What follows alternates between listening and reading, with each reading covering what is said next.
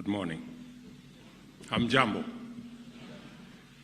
I am very proud and encouraged to join you as we discuss the future of our economic transformation and the vital role of medium, small, and micro enterprises in shaping our economic future. As you're all aware, among the 5 pillars of this administration, one of the 5 pillars is MSMEs. And it was deliberate and intentional that we identified the space around MSMEs as a critical sector for the transformation of our economy. We recognize and embrace and champion the critical contribution of MSMEs, notably because they create between 80 and 90% of jobs and also generate nearly 1/3 of gross domestic product. Without a doubt, under the right conditions, MSMEs have even greater potential to drive national economic transformation at an accelerated pace, creating jobs for our young people and improving the livelihoods of both urban and rural communities and enterprises. Listening to the lady who spoke to us in the presentation here, she spoke from those in the agricultural sector, largely in the rural areas, all the way to the marketplace. And in that ecosystem, we have MSMEs at every level, at the level of farmers, small-scale farmers who require credit, transporters, people working in that whole space. And it is the reason why, apart from our housing program, we are also building 400 new markets for our mama mbogas and all the people who are involved in that space, because that piece of infrastructure improves their business. The bottom-up economic transformation agenda outlines strategies and strategic interventions that the government will implement in collaboration with the private sector investments in creating an inclusive growth while engaging all citizens of our republic. I also take this opportunity to commend the banking industry, not only for its essential role in ensuring efficient functioning of our economy and maintaining the integrity of our financial sector, but also for leading by example in tax compliance.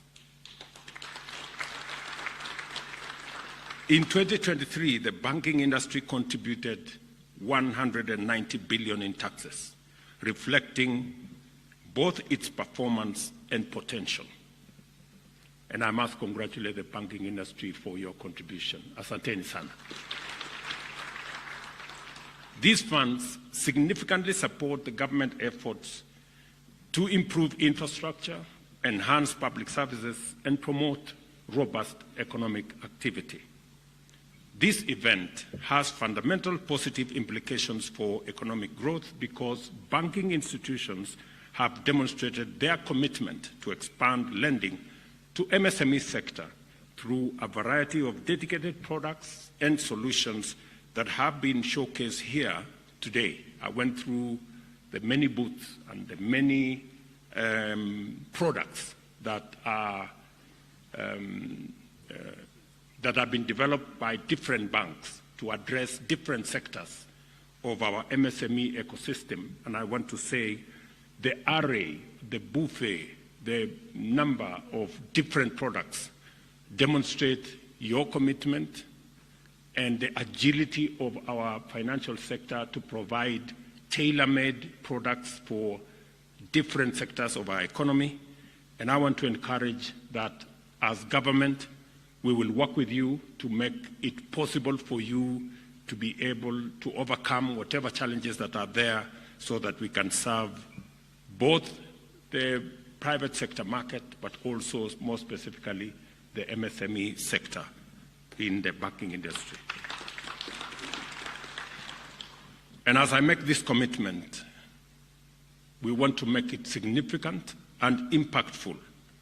According to the central bank, our banks provided Kenya shillings 783 billion in loans to MSMEs in 2023, which represents an increase of about 75 billion.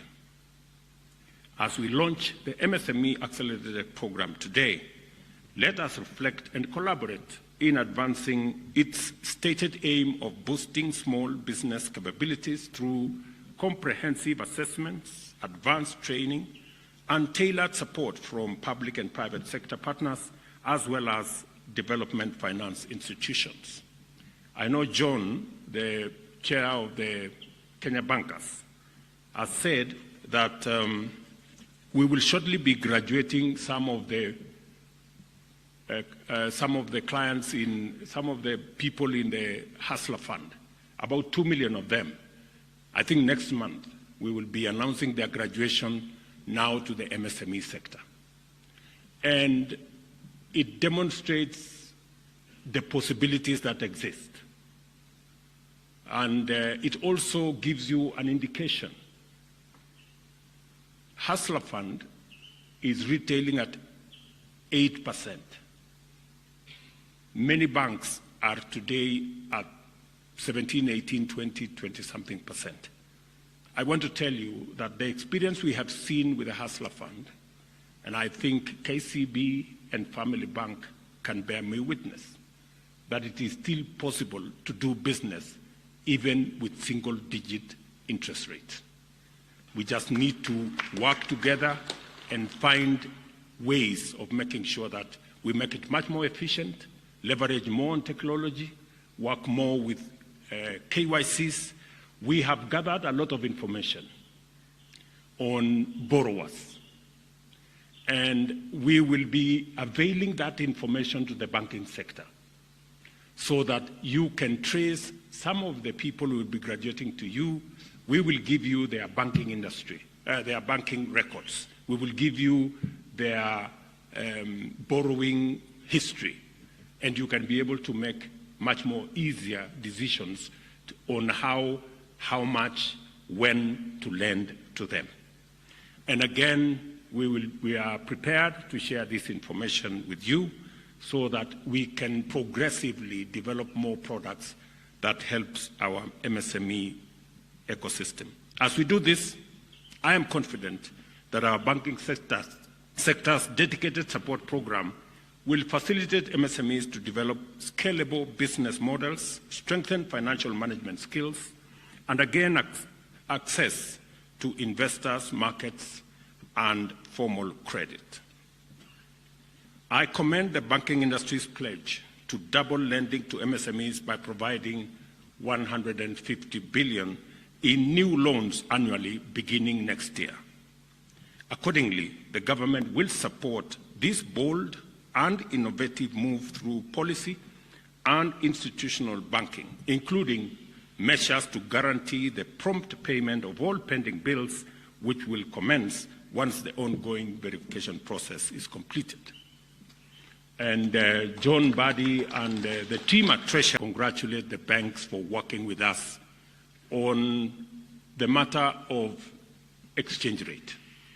I know that early this year we had a very robust engagement led by the central bank, and I must commend all the banks who came to the table and work with us to make sure we deal with the challenge of interest rates.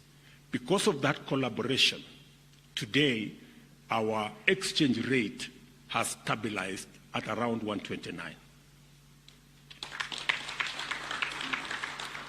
I must commend you because it had gone all the way to 165, 167. But because of coming together, working together, the industry looking at, yes, it's good to make money, but at what cost to the economy? And I must say to the banks, congratulations for being part of the solution in that space. But I want to give you another 2 assignments because you already did very well and passed with very high marks on the first one. Now it is another opportunity for us to work together around improving manufacturing. The lending to the manufacturing sector is not sufficient. Our manufacturing sector is not doing well, and it is weighing down our economy. And it is the reason why we had interventions that we had worked with you, and I am happy that, again, we now have a business bill that will go to the House that has all the thoughts and ideas and suggestions of industry on how we can provide a better environment for business to thrive. And this bill will contain many of the aspects that will support the industry. We've taken ideas from manufacturers, we've taken ideas from traders, we've taken ideas from investors, so that we can provide a better working environment, a better investment climate, and an enabling business ecosystem to support our manufacturing, trade, and investment. I want to encourage industry to work with the Ministry of Investment, Trade and Industry so that we can together, again, fashion a new space for business to thrive. I want to encourage the banking industry, the MSMEs, to work with us as we develop this new business bill that would help us do more, especially in the space around manufacturing. I remember last year, actually this year, having a conversation with somebody who is manufacturing in Kenya. And the biggest challenge they have is that we continue to import products that we can manufacture in Kenya. And we lose significantly because the raw materials that we would have used to manufacture locally are not used. The jobs we are supposed to create locally are lost.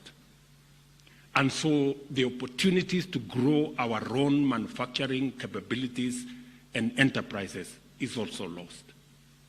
So there is need for a determined, affirmative action to drive our industrialization. And part of that endeavor includes availing credit to our manufacturing sector. I must commend you because the banking sector in Kenya is the most profitable globally. But I also want to tell you that you can do even better by lending to more people at lower rates so that you enhance your, so that you use the economies of scale. You know, the more people you lend to, the bigger the pie we all bake. So I want to encourage you that that is the space we want to work with you around and to see how we can do this again together. I know you have mentioned something about KRA. I just want to promise you that our strategy is not to push for more taxes on the people who are already paying. Our strategy is for more people to pay little taxes so that we can reduce big taxes on the people who are already paying so much. That is the way that we want to go into the future. And we are overhauling the management and the business practice of Kenya Revenue Authority, leveraging more on technology so that we can be able to do more and be able to ensure that we raise domestically, we mobilize domestic resources more and reduce. the Pan-African Payment System, Thuge tells me he convened a meeting with the banking industry, and I must commend you. Many people from the banking industry showed up. And the whole reason why we are doing this is we want to reduce our transactions cost, especially for products and trade that are transboundary. We spend about $5 billion as a continent in just, exchange rate issues. With the Pan-African payment system, we can sell our products and buy products from the continent in our local currencies. That way, we avoid losses as a result of exchange of different currency exchange rates. So I want to encourage the banking industry to participate in that space, because Kenya has been identified as the place where we want to domicile the Pan-African payment system. But our drawback is that not as many banks are using that facility. I want to encourage, and I've told Gachagua, the chairman of the Kenya Bankers, to encourage more banks to participate in that. It is good for you. It reduces your transactions cost. It reduces unnecessary exchange rate issues, and it helps us pay for products from different countries in local currency. That way, our traders don't have to run around trying to change money from one currency to another. Let me also request for one more thing. I hope I'm not making too many requests, because I have my banker here, and I don't want to get a letter that I am behind schedule in paying money. Affordable housing, as Musalia has said. We have 5 billion shilling worth of contracts that we have given to MSMEs. These are Juakali artisans. They are making doors, they are making windows, they are making hinges. And what we have done to make it much more professional, we have standardized all the windows. They can now manufacture in bulk. We have also standardized all the doors. They can also manufacture in bulk. But they keep telling me that you ask them too many questions when they come to look for credit. And oftentimes, we've had to step in and provide some guarantees. They have already a proven track record. I want to encourage the banks to look at these MSMEs in the housing ecosystem and see how you can support them. They have legitimate business contracts, and we want to see how we can work together. So this is what I envision as we work together in this space. You have my commitment that we will be disciplined as the public sector. We've taken some very difficult decisions to make sure that we stay the straight and narrow. It is the reason why we have built our reserves. It is the reason why we have invested in the right places to make sure that we bring down inflation. It is my target that next year inflation will be sub 3%. That is a target that we have. And as we bring down inflation and reduce the cost of living, as we stabilize the exchange rates and make sure that we are much more predictable, and as we now work together with you on making sure that we lower interest rates, because that is the trajectory globally, we should be able to be in better space. And you know what? I mean, the international financial system already recognize that our fundamentals are right. That is why there are inflows of investments into Kenya. That is why many investors are looking to Kenya as a place to invest. That's why our tourism is doing okay, our remittances are doing okay, because the fundamentals are right. We need to believe in ourselves more than currently we are doing. We need to be much more positive about our country. How come others believe in us more than we believe in ourselves? That's a question we need to ask ourselves. How can people out there believe in us and believe in our country and believe in Kenya more than we as Kenyans believe in ourselves? I think that's a challenge that we have, and the banking sector can lead the way. Finally, I urge the National Treasury and the Ministry of Cooperative and MSME Development to align policies in order to provide sustainable framework for engaging with opportunities for transformation and addressing the challenges of MSMEs that they face in accessing credit.